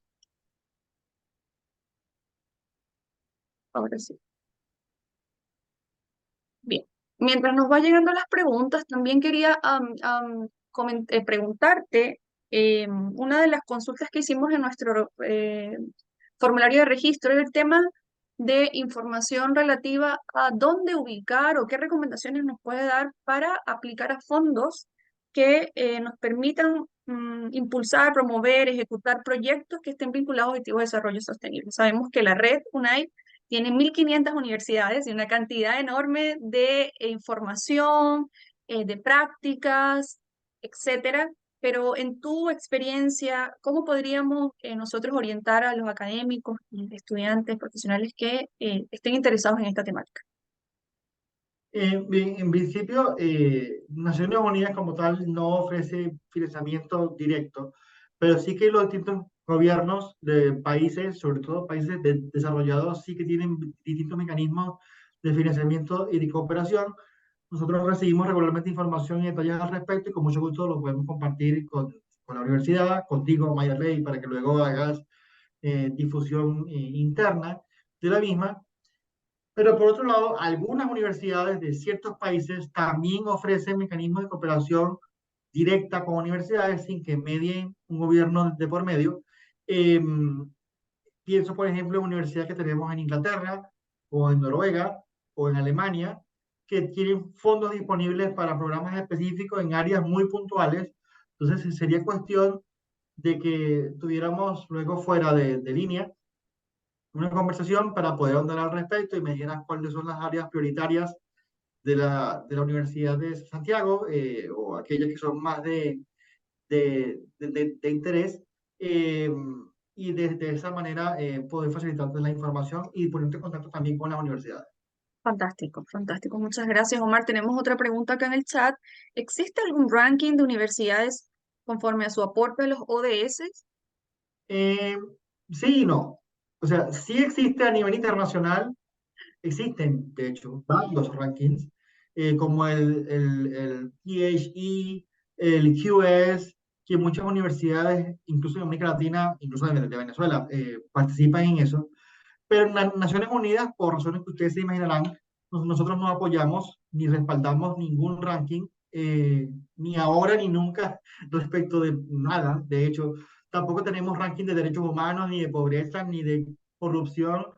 Por ejemplo, de derechos humanos sé que hay uno de Freedom House, en corrupción hay uno de Transparency International, que son ONGs, en materia de ODS y de educación superior tenemos esto que acabo de mencionar, pero se dan cuenta que ningún ranking es elaborado por la propia ONU. Sí, nosotros no, el único ranking, si lo podemos llamar así, del cual yo tengo conocimiento es el Índice de Desarrollo Humano que elabora el Programa de Naciones Unidas para el Desarrollo, pero probablemente haya algún otro por ahí, pero uno no maneja esto porque simplemente no forma parte de nuestro mandato. Además, tenemos algunas críticas, en el caso concreto de la educación superior, sobre cómo estos rankings se elaboran o se confeccionan. Consideramos que no son necesariamente muy participativos ni inclusivos y se suele privilegiar universidades en ciertos países, etcétera. Es decir, no estamos necesariamente en contra de, pero sí que no respaldamos eso.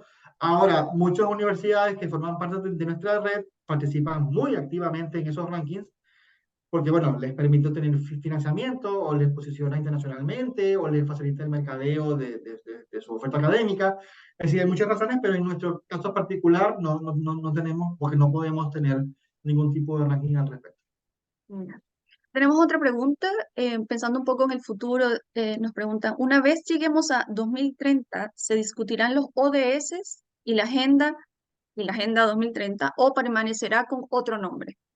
Eh, Honestamente, no hay una respuesta oficial a eso por los caminos. Yo he escuchado algunas cosas porque pareciera que luego desde el 2030 habrá que seguir hablando de esto porque, bueno, por lo que ya he mencionado, pero hasta este momento no hay ningún plan concreto al respecto. Sí que a lo mejor podría haber algún tipo de luz en ese sentido cuando sea la cumbre del futuro, que tendrá lugar en el mes de septiembre del próximo año, y que es una cumbre que eminentemente es un proceso intergubernamental que la ONU está facilitando, pero en el cual los países son los que tienen la voz cantante, y que a lo mejor allí sí que se va a discutir qué va a pasar con los ODS eh, eh, en el post 2030. Ya hay gente que está hablando de eso, pero de momento no hay, al menos no desde el punto de vista oficial ni tampoco institucional, no hay nada concreto al respecto. Fantástico. Omar, y en tu experiencia dentro de las actividades que realizan las universidades, por ejemplo, en cuanto a los Ujú. estudiantes participan también, así como la institución, los académicos, etcétera. ¿Cómo en este caso los estudiantes están, digamos, insertos en esta dinámica del cumplimiento de los ODS? En caso eso depende mucho, a ver, hay dos respuestas a eso. Depende en una parte de lo que la universidad concibe como parte de la responsabilidad de los estudiantes. Y lo digo eso porque algunas universidades son súper tradicionales en el sentido de que el estudiante es un actor pasivo de la universidad. Él se sienta, él o ella se sienta, recibe clases, hace los exámenes, entrega los trabajos, hace su tesis, se gradúa, fin. En otras universidades, pero esto depende mucho también aquí hay que ver algo importante. Y cuando yo tuve la tarea de elaborar las líneas directrices de este documento con la UNESCO, que yo fui quien hizo la parte del lado nuestro, eh, y cuando me tocó hacer la compilación de buenas prácticas, es súper curioso ver que las diferencias culturales incluso afectan mucho el cómo el estudiante se percibe a sí mismo y cómo la universidad percibe al estudiante. Depende mucho de qué país estemos hablando. Incluso dentro de los países hay diferencias. La capital es una cosa, el interior es otra. Entonces, pero mi opinión muy particular es que mientras más papel se le da al estudiante, pues mejor. Nosotros tenemos, por ejemplo, un programa de cooperación con una organización basada en Boston llamada Millennium Campus Network, y ellos de hecho tienen lo que yo llamo una clase, una cohorte anual de 3 o 4 mil estudiantes. De hecho, mañana, pasado mañana, es el término de la sesión de este año. Y esos estudiantes reciben una asesoría, formación y mentoría para trabajar en proyectos locales de los ODS, y los proyectos son 100%, están en manos de los estudiantes de pregrado, de hecho. Eh, Asesorados en algunos casos por mí mismo, porque me ha tocado también hablar con algunos de ellos en el transcurso del año. Es decir, esto es un ejemplo de cómo los estudiantes utilizan su conocimiento, el que están obteniendo, pero también el hecho de que los estudiantes también, muchos estudiantes forman parte de ONGs o de movimientos o están en muchas cosas y tienen un contacto con la comunidad muy acentuado. Entonces, el utilizar esos mecanismos de vinculación y su rol como estudiante en la implementación de un proyecto concreto local en los ODS es una de las formas que hemos encontrado en los cuales los estudiantes se pueden involucrar con los ODS. Y también, de hecho, los estudiantes tienen un efecto multiplicador importante, porque en todas las universidades, incluyendo en las universidades de Santiago, numéricamente, ¿quiénes son más? ¿Los estudiantes o los docentes o los que trabajan en la propia universidad? Los estudiantes. Entonces, si ustedes universidad difunden una información o sensibilizan, concientizan a un estudiante, el estudiante tendrá hermanos, tendrá padres, tendrá tíos, tendrá vecinos, tendrá, es decir, el efecto multiplicador es importante, además de que, por ejemplo, en Naciones Unidas, pese a que muchos países, porque yo tengo mi otro trabajo aquí mismo con los países que nos dicen, no olviden los medios tradicionales, la radio, la prensa, la televisión, muchos países, sobre todo en África, la radio, por ejemplo, es súper importante todavía hoy en este año, pero es importante lo que llamamos el digital outreach, el manejo de redes sociales para la ONU es súper importante. ¿Y quiénes manejan mejor las redes sociales? Los estudiantes, que tienen el dedo pegado al celular todo el día. Es decir, la facilitación que tienen ellos de difundir información y de movilizar a estudiantes, no movilizar, cuando hablo de movilizar, no me refiero a que salgamos a la calle con un banner a protestar contra algo. No es que yo objete necesariamente esa forma de movilización, pero cuando yo hablo de movilizar, me refiero al sentido amplio de la palabra movilizar, y los estudiantes tienen una facilidad enorme para hacerlo, por ejemplo, a través de medios sociales. Es un leverage, es una, se me fue la palabra en español, pero es uno de los medios que podemos, en los cuales podemos contar con los estudiantes para que apoyen en ese sentido.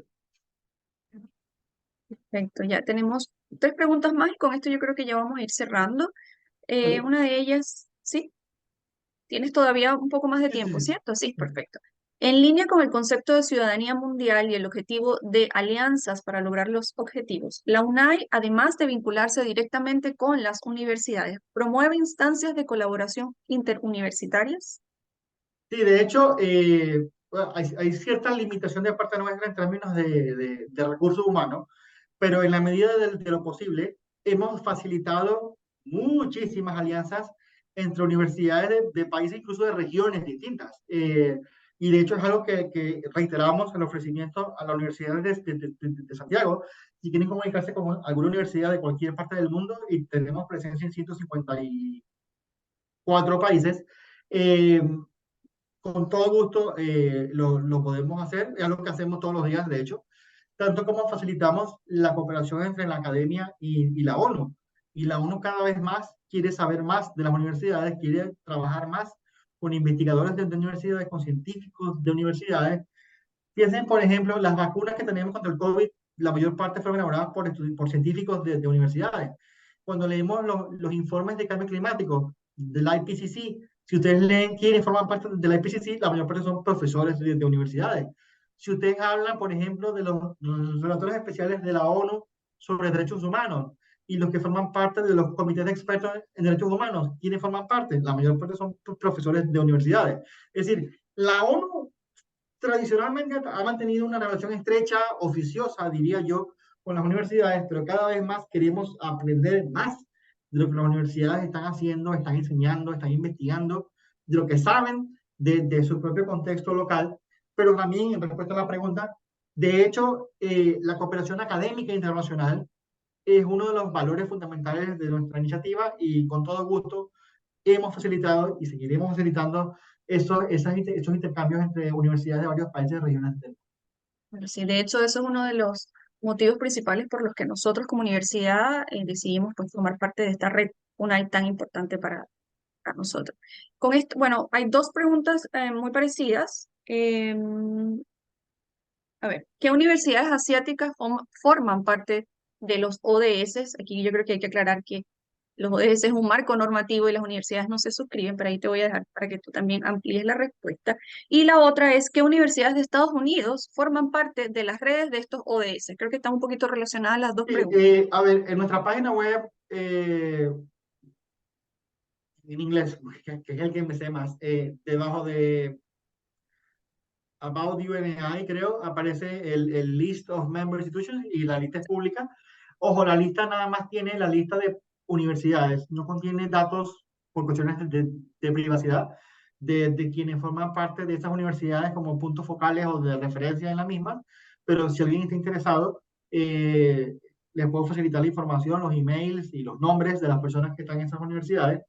Eh, eh, Voy a facilitar, Mayarley, si me lo permites, ¿Sí? el acceso directo a la lista, Fantástico. por si acaso es un poquito Sí, complicado sí, de, de acceder a... Listo. sí. Igual ahí tienes el Eh, enlace para que revises un poco UNAI, el general, y Omar acaba de compartir la lista de los miembros de esta organización. sí, esta página que pusiste, sin embargo, es la página de la ONU completa, Ok. de la organización general, pero la página nuestra como tal es esta que estoy poniendo en el chat, que es específica de nuestro programa. Y me disculpa si no me sé los nombres, porque son 1600 nombres. Algunos me los sé, pero otros de verdad que se me escapan. Y hay países donde tenemos muchas universidades. Por ejemplo, en el contexto de Asia, la India es el país más importante. Tenemos 200 y pico.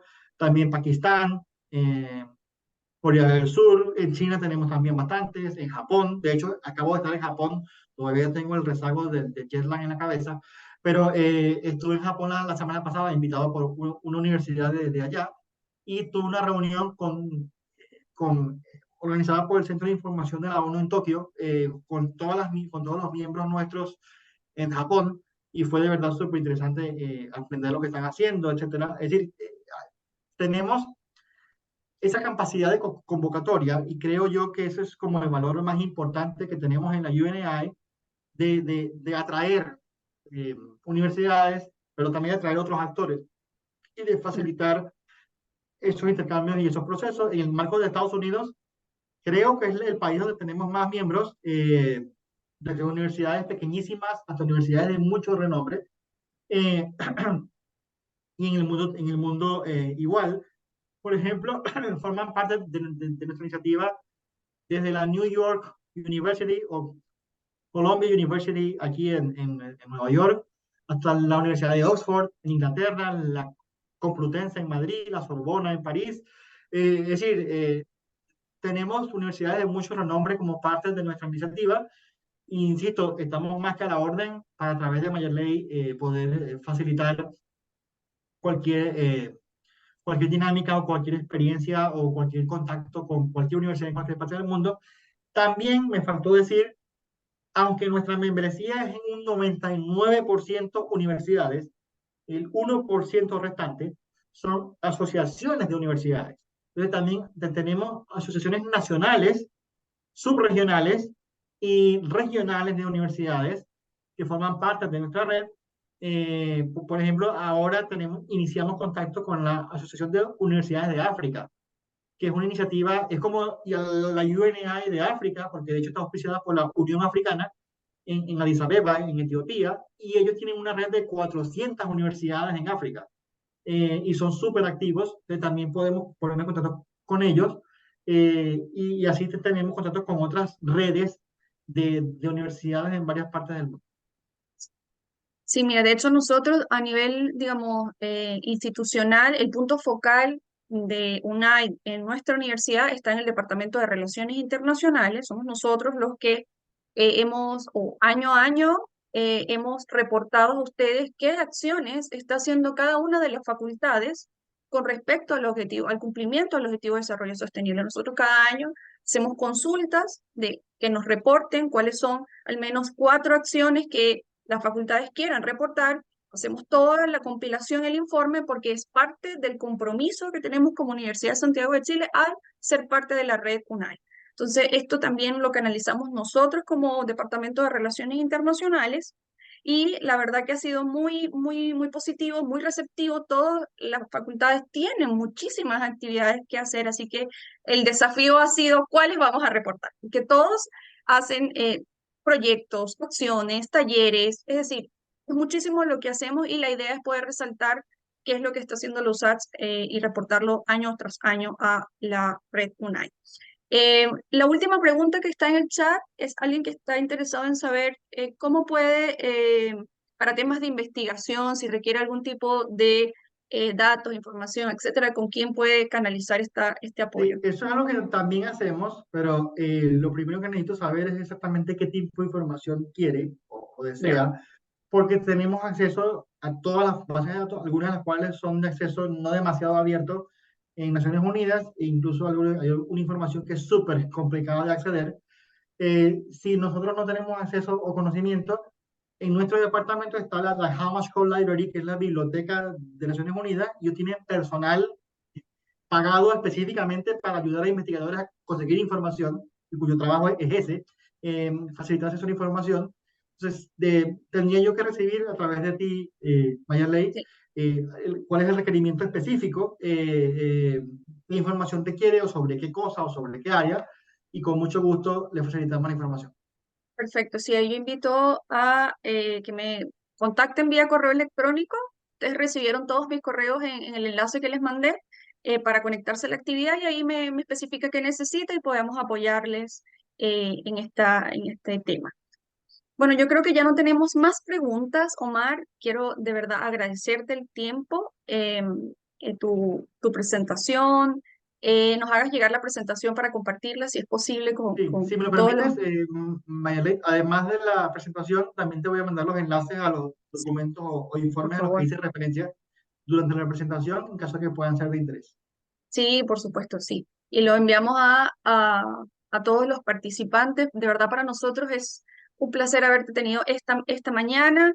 Es la primera actividad que hacemos oficialmente como miembros de la red. Estamos sumamente contentos de poder potenciar, dar a conocer la red UNAI dentro de nuestra universidad, para nuestra comunidad universitaria, y potenciarla para el próximo informe del 2000 que vamos a presentar ahora en el 2024. Superpower, todas las acciones que vamos a presentar, y por supuesto, no solamente estas acciones, sino brindarle a toda la comunidad toda la información que está disponible en esta red, porque básicamente es algo que es activo. No solamente está, vamos a ir, mandamos el informe, sino nos interesa que los estudiantes lo conozcan, que los profesionales tengan idea, que participen, que pregunten, que nos hagan consultas. Oye, ¿cómo hago para poder acceder a esta oportunidad? O al tema, por ejemplo, del fellowship que nos comentaste para los estudiantes. Es Sí, fantástico y porque sí, y si sí, bien no le sí, asignan unos recursos, ellos tienen una capacitación por un organismo de Naciones Unidas. Entonces, eso es sumamente interesante para su desarrollo de sí, habilidades si me innovadoras. permite 30 segundos para decir algo, aprovechando el espacio, en lo que a lo mejor no tiene necesariamente que ver con el tema que nos convoca, pero que, habida cuenta de las circunstancias, es requisito sine qua non, para mí expresarlo. Por un lado, reiterar, que dentro del marco de Naciones Unidas, uno de nuestros objetivos es fomentar los derechos humanos, es fomentar las libertades fundamentales y el respeto al Estado de Derecho. Y en ese marco, el próximo mes tenemos el 75º aniversario de la Declaración Universal de Derechos Humanos, que es un evento que nos convoca a toda la comunidad internacional y las universidades están llamadas también a coadyuvar en la promoción de esos derechos humanos, fundamentalmente en momentos en los cuales, por ejemplo, en América Latina hay temas vinculados con la migración que son controversiales, que son polémicos, que son sensibles, eh, pero también con la realidad que se vive en Palestina, eh, en el Medio Oriente en general, y es una oportunidad para reiterar que discursos de odio no tienen cabida en el mundo de hoy, que el llamado es a exigir a los políticos a que presionen a quien tengan que presionar, pero también a recordar que la dignidad humana no tiene precio y que lo primero que debemos considerar en nuestras palabras, pero también en nuestras acciones, es la necesidad de preservar esa dignidad, pero también de fomentar los derechos humanos del otro, incluso de quienes adversamos, incluso de quienes son distintos, incluso de quienes tienen una cultura, una religión, una nacionalidad diferente. Y yo creo que ese es el mensaje eh, que yo deseo que cale, sobre todo aprovechando el espacio y también la circunstancia de que en unas pocas semanas, en menos de un mes de hecho, estaremos conmemorando ese aniversario de la Declaración Universal de Derechos Humanos. Muchas gracias, Omar, muchas gracias por tu mensaje y por tus palabras. Bueno, vamos a dar por terminada la actividad, te agradecemos el tiempo, la instancia, estamos en contacto para recibir toda la documentación y bueno, una Vale, vez más, gracias por tu tiempo. vale, que pasen buen día. Hasta luego. Chao, muchas gracias a todos por participar, a todos los que están conectados. Muchas gracias. Gracias.